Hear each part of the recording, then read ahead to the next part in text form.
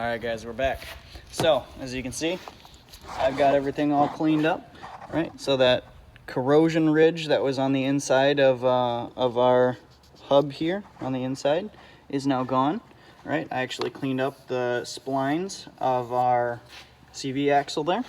Right? You can see it's clean all the way around. I cleaned up the face of our hub, of our steering knuckle here. I did the same to over here. I didn't go crazy because it's aluminum, and I was using this guy right here.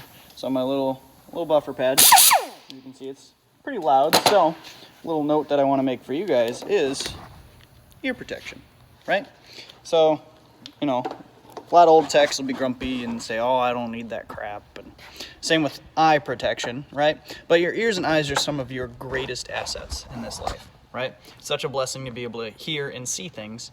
So don't take that for granted, right? I'm pretty young, and my hearing is already damaged because of me being stupid and not wearing ear protection when using things like that, right? So anytime you're using an air hammer, anytime you're using a whizzer wheel like that, right, I'd really recommend throw on some earplugs, throw on a pair of headphones, something to be able to block that noise from damaging your ears, right? So everything's all cleaned up. What I'm gonna do next is I'm going to grab some Never Sees, right? So Never Sees is pretty much the cancer of the automotive world. You touch it and it gets everywhere. You can touch it in one little itty bitty spot, but it's a super big helpful friend, right? Unlike real cancer, because real cancer is terrible. So you can see Never Sees, it's just pretty much grease and metal shavings mixed together, right? So all it does is it prevents rust, right? Prevents rust, prevents corrosion. So what I'm going to do is I'm going to come in here with my Never Sees, and I'm going to just paint up the inside. I'm going to paint up the face here.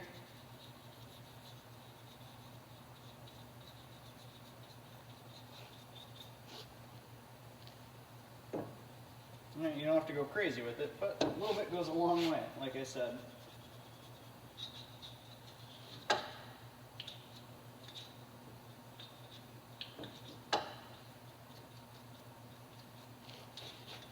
We're even going to put some on the end of the shaft here, on the splines of the steering knuckle.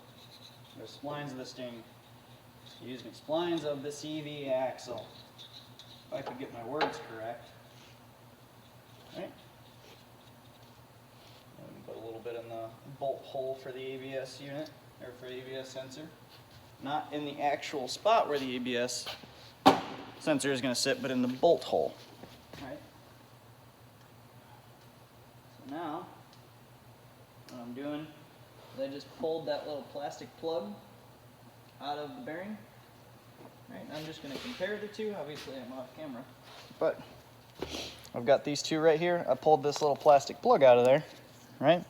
And so now I want to put this plastic plug into the new one, right?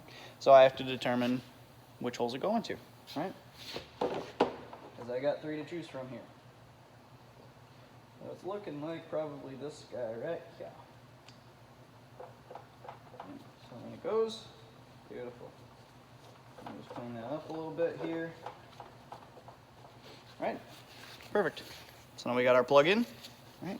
So we're just going to line it up, because obviously, if we look at this, this part right here does not spin, right? It is this part right here that's connected to the wheel that spins, right? So when we put this in, we have to make sure that when we bolt this in, we have one of these holes lined up for that ABS sensor to go to. Okay? So what I'm going to do is I'm going to take my little dust shield, which I also cleaned off. Right? There was quite a bit of corrosion on there. We're going to set that up there. We're going to bring this just about up to spot. Right? And we're going to look. Even better yet, we'll take this off, confirm it. Right? Just line it up. Get the splines through the bearing. Right, let's take a look. So when I look in there, right, if I wasn't paying attention, right, I could mount this thing in. I don't know if you guys can see in there, but maybe if I even just turn the light off. Right, if you look in there, there is no hole for that ABS sensor to go into, right? So what I have to do is I have to rotate it. All right, so I had to rotate it 180 to be able to get it to line up. I know it's awkward, I have you in my hand. All right, so now if we look in there, it's kind of lined up, but that plastic plug that I put in earlier is actually in the wrong hole. All right, because now my plastic plug's blocking that, right? So what I'm gonna do is I'm gonna take that back out. I'm gonna take that plastic plug back out, and here you go.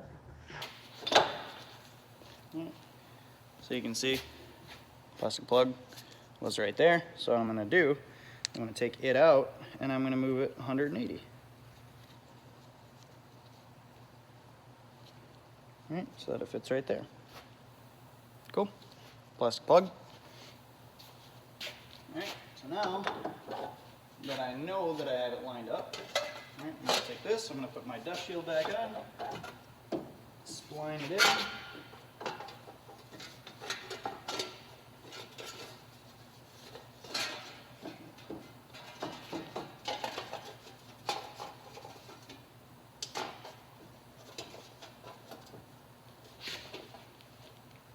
Grab a bolt. I'll probably get to one of the easier ones, if I can.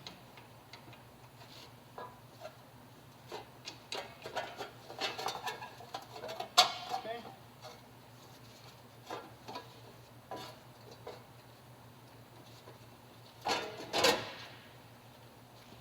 Alright, that's one of them lined up.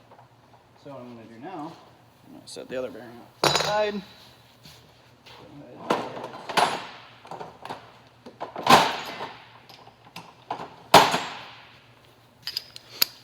My socket set back up so that I can thread it in with my fingers.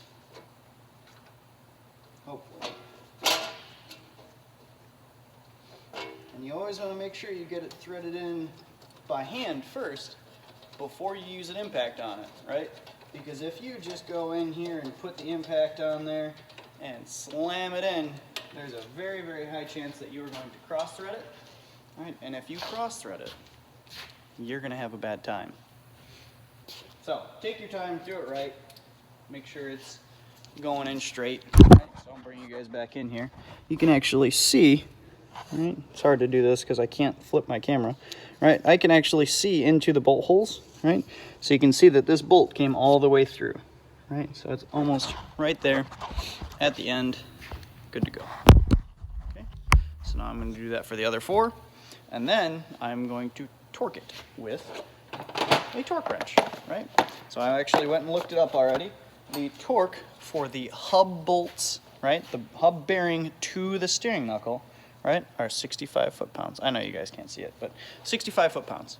Additionally, there's a torque spec for this nut right here, that big nut on the center, right? That is 129 foot-pounds. If you do not torque these correctly, you risk damaging the bearing, damaging the new bearing, or breaking bolt if you over-tighten it, or whatever the case, right? So, this is our torque wrench, okay?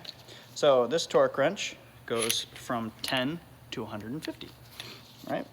So, I'll set this guy a little bit later. I'm gonna get these bolts threaded in, right? I'm gonna get it all torqued up, right? And then I'll bring you guys back. All right, bring you right back. All right, guys. So I've got my torque wrench set up. If you look, right, we've got foot-pounds on the front here, if it'll focus. I doubt it because the light glare. But we've got foot-pounds on the front. I've got it set to 65 foot-pounds, just as the service information said, right? And I'm just going to come in here, and I might have to get a little bit longer of a, oh. And all I'm going to do, right, is I'm going to come in here. Always make sure you pull towards yourself. You guys will hear it. Click. That's how you know it's tight. Okay, that's one. I already torqued this one earlier, but two. And go on the back one here.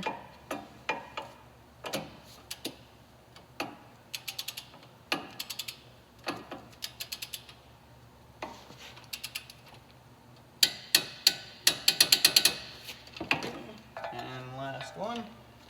Come over here.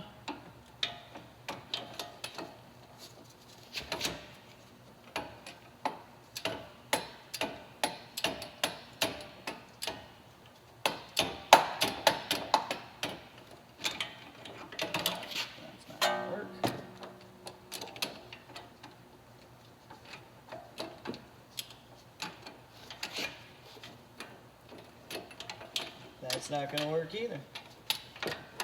Sometimes it's a little bit of a pain, but to do the job right, you got to go through it.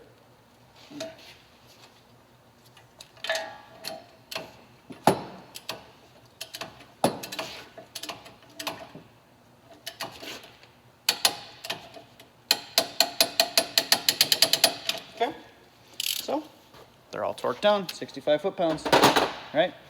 So now, what I'm going to do, I'm going to grab our big nut, right? We're just going to set that on there for a second, and I'm going to put in my ABS speed sensor before I do anything else. Okay, so that's lined up.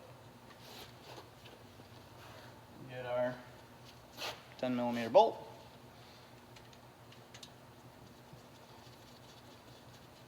Make sure that it's actually going into the bearing.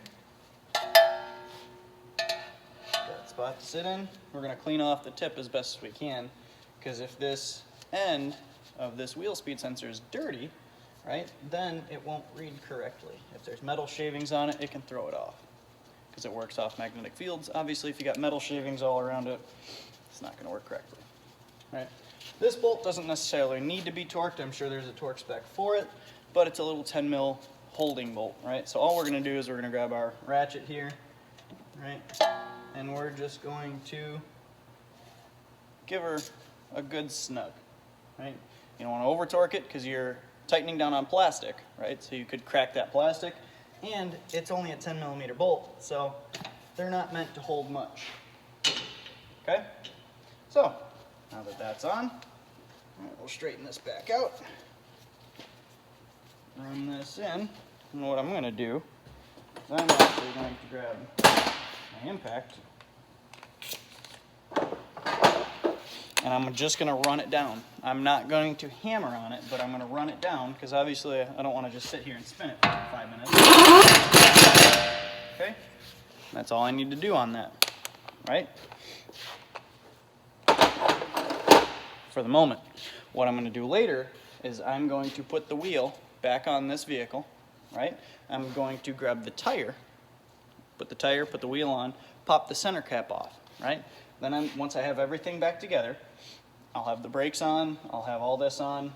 What I'm going to do is lower the vehicle down onto that tire, right? So that the weight of the vehicle is holding this whole assembly stationary, and then I'm going to tighten that bolt, right? Because if I try to do it right now, obviously what I'm going to do is I am just going to, you can see I can spin the transmission right now because both tires are off the ground, right? So the differential spider gears actually allow them to spin independently, right? So I'm going to go ahead and put the brakes back on and do all sorts of good stuff, and I'll bring you back in once it's done. Okay? All right.